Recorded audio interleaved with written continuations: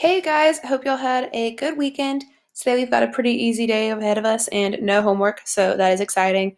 Just a quick, brief little review. Last week we started talking about persuasion. We learned how the extremes of informative versus persuasive speaking are really different, but in the middle, they're not so different at all. They share a lot of commonalities. We learned what some of those are, so review those on your own if you need to. Basically, just informative speaking is much more neutral, all fact based, but persuasion also includes emotional appeals, but is still mostly fact based.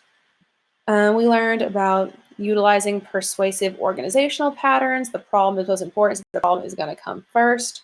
We talked about problem solution organizational pattern and when you would use it, problem cause solution, and comparative advantage. So if you need to refresh your memory on those, I would say go ahead and do that. Big thing we discussed is that as we go through each pattern, we talk about the positives and negatives of both sides. Um, and even in comparative advantage, you're really taking time to acknowledge what the other side or what another solution might be. So today, as what we're going to do, we're going to discuss the importance of acknowledging all sides, but also how to do so in order to win your argument. Because, like we said last week, even though you are representing both sides, you want your audience to be fully aware of what their options are. You still are going to show your opinion, your bias, and you're still trying to persuade them towards one side. So, we're going to learn how to do that effectively today. So, persuasion is often not simply advocating for a position with. You can't just be like, hey, here's this great idea and everyone should know it. Like, that's not always the case. That's never the case. You're usually responding to the argument of somebody else, some other position, some other product. And so you have to make sure that you acknowledge that. Ignoring the evidence that there is for or against your case or about the discussion is not sly or slick. It makes you appear unethical or unintelligent. It is always really embarrassing if you're trying to hide a piece of evidence or not bring it up. And if during a Q&A after your speech, someone brings it up, it's going to look like either you were trying to hide it or you weren't aware of it. And that's just not a great look. So it's very important to make sure that you do bring those issues up um, and make it part of your speech, but use it to enhance your speech as well. So to acknowledge and respond to an opposing position, you will either refute their position or rebut. So let's talk about a speech of refutation first. This is basically just like reputation, but with an F. So it's a speech of refutation and you're refuting something. So a speech of refutation is going to seek to prove the opposition's argument is entirely false or wrong. So you're not believing any of it. So maybe they made the case, they say, we would like to argue that the sky is actually green. You're going to make a speech of refutation and say, no, that is entirely false and wrong because of these reasons. So you might focus on faulty reasoning or lack of support. So you might explain why their reasoning has fallen short. You might point out a logical fallacy, which we're going to learn about. Well, you've already learned a little bit about by completing that chart, but we're going to learn about them more in depth later this week. Right? Show lack of support. Like maybe they have like really weak research or it's not credible research. And the purpose is to persuade your audience that the opponent is just totally wrong or false. So you're not accepting any part of the argument, you're refuting it, you're saying that it's all wrong. One example would be if, excuse me, so let's say my opponent argues that Anna and Elsa from Frozen are Tarzan's sisters. And their three main pieces of evidence are that one, Anna and Elsa's parents were lost at sea, which is where we meet Tarzan's parents. Second piece of evidence they provide is that the king from Frozen and Tarzan's dad kind of look alike. And the third piece of evidence is that the director of Frozen and Tarzan, Chris Buck, confirmed that they are siblings. So I'm going to go through with my speech of refutation and I'm going to prove all of these wrong through either faulty reasoning or lack of support. So first point, they said Anna and Elsa's parents were lost at sea. That's where we meet Tarzan's parents. Okay, well, they live in Arendelle, which is up here, and they're traveling to Corona, or so we think, if you've seen Frozen 2. Either way, they're somewhere right here. But this is like, this map doesn't totally make sense, so this is not a graphic I would use in like professional speech, but like, this is generally where like Tarzan takes place.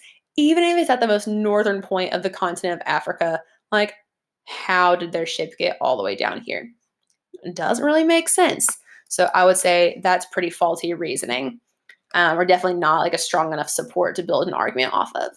So let's go to the second point they made. They said the king from Frozen and Tarzan's dad kind of look alike. No, they don't. They really don't. I mean, they both have like pretty prominent noses, and that's about it. Also, we can look at the moms and see they look nothing alike. If you're trying to make a point that, like, oh, maybe if they're the same dude, maybe he had two wives. What? But let's not get into that. This is a Disney movie, people. So the dads look nothing alike, moms look nothing alike. Pretty sure they're not the same people. So, faulty reasoning, lack of support.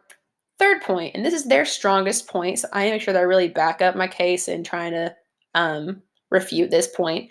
They said the director of both Frozen and Tarzan, Chris Buck, confirmed that they are siblings. All right, so this theory originated in a Reddit in like 2014, and then he kind of brought it up again in an interview in 2017, where he mentioned that he has like this connection in his head of all the movies that he's directed. He said, "So in my little head, Anna and Elsa's brother is Tarzan, but on the other side of that island are surfing penguins to tie in a non-Disney movie, Surfs Up. That's my fun little world." So if you want to call that a confirmation, okay, I wouldn't. And you know what? Neither would the director. Because in 2019, he said at a D23 Expo, "Can I put a rumor to rest that is my fault? Tarzan's parents are not Anna and Elsa's parents. I said it as a joke once on Reddit, and then, wow, so sorry."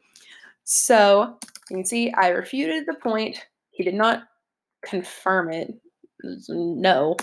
So I proved all those points wrong with other evidence.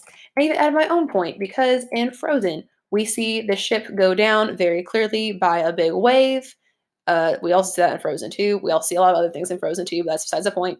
And then their boat is on fire in Tarzan. So, different things. In conclusion, I put way too much thought into Disney things. But that would be an example of a speech of refutation, going through each point they make and just proving why it is faulty reasoning or has not like insufficient support, just why it's entirely wrong. But maybe if I agreed with one of their points, maybe if I was like, oh, you know what, I do see the resemblance. The nose thing, that is I'm gonna hang my hat on that. That is a pretty good point to make. Then that might lead me to a rebuttal speech. So, for a rebuttal speech, you're overcoming the opposition's argument by introducing other evidence that's going to reduce the appeal of the opposition's claims. So, like, they may be correct or partially correct in something they've said, but you're still trying to gain the audience over to your position. So, you need to provide information that's going to sway them towards you. So, the emphasis is on the but. So, you're going to say, yes, I believe that, but, or true, this is the thing, but, or yes, I do agree with you, but, blah. So, the but, it's very important. So, we're going to say, yes, I agree with you, but this is more important. If y'all have ever heard someone say that, like, in conflict resolution, if someone says something really, really nice, they're like, oh, like, I love you, you're so sweet, you're so nice, but, and then they say something that's like mean. Basically, everything before that was not true. And I don't believe that, but it's like makes a good important point though. It's like if you're just saying all that to kind of butter them up and then say, but something else. That's kind of like the core essence. They're saying, oh yeah, I agree that the sky can look green if you're wearing a certain kind of tinted sunglasses, but when you take the sunglasses off and you look at the sky with your normal eye, it's blue. So whatever comes after the but is going to be the more important and factual thing. So the but is important. So the purpose is always to persuade the audience that the opposition's argument is incomplete or maybe not as strong as it appears. So you're going to try and illustrate how the argument may be incomplete or misleading, and you'll provide the rest of the information they need to fully be persuaded towards your case. So, for example, if someone's giving a presentation and they're advocating that Fayetteville should use tax revenue to build an athletic arena, okay, that sounds cool. And their main points are that it would bring in money to the town in the long run and also create jobs in the short term. All right, sounds neat. But for a rebuttal, I'm not denying that these things are true. Like, I may agree with them and say, yes, it would create money in the long run, but that means a tax hike on current residents. Yes, it would create jobs in the short term, but benefits are dependent on a professional sports team actually coming to our city. So a rebuttal like this is going to take issue with the conclusions.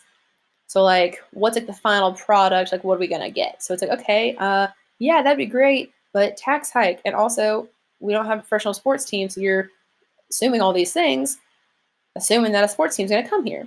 So the rebuttal is taking issue with the conclusion. But a refutation speech disputes the entire argument and the evidence presented by the opposition. So for rebuttal, just remember the but. The but is everything. So you're saying, yes, but all of these other things. Yes, but here's this research. For a refutation speech, you're saying, nope, that's all wrong. Don't like any of it. And that's it. That's all we've got for today. Um, Great job, team. Thanks for letting me rant about Frozen and Tarzan. Have a great rest of your day.